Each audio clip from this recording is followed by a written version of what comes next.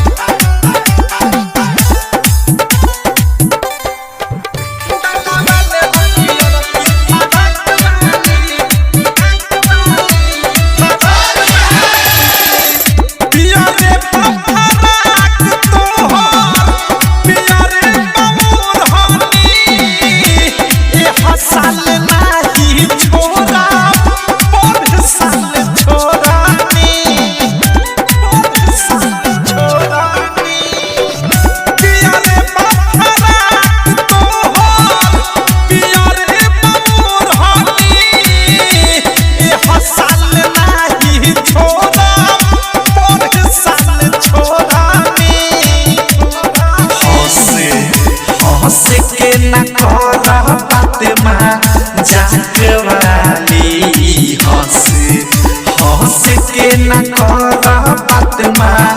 जात वाली डाला वाले रंग पियर की फराक वाली डाला वाले रंग पियर की फराक वाली डाला वाले रंग पियर की फराक वाली डाला वाले रंग पियर की फराक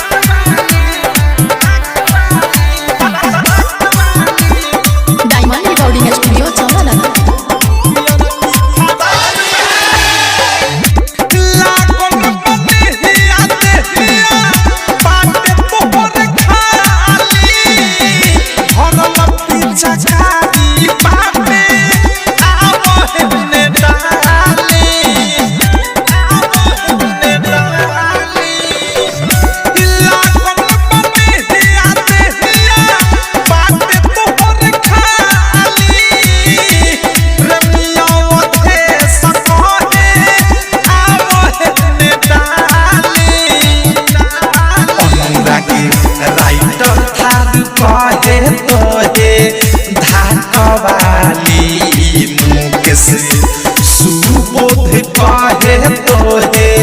धाका वाली डाला वाले रंग पियर की फराक वाली डाला वाले रंग पियर की फराक वाली डाला वाले रंग पियर की फराक वाली अरे हम कुछ करिले त मानता रे पूरा तू कहे फेंक तारे राखिया पूरा उली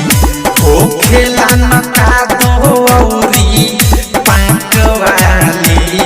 होली हो खेला न का दो औरी पाक वाली डाला वाले रंग पियर की फराक वाली डाला वाले रंग पियर की फराक वाली डाला वाले रंग पियर की फराक वाली। आरसीएम म्यूजिक न्यू ऐप अभी डाउनलोड कीजिए हमारे गूगल प्ले स्टोर से और पाए भोजपुरी लोकगीतों का एक से बढ़कर एक ऑडियो वीडियो सॉन्ग बिल्कुल मुफ्त।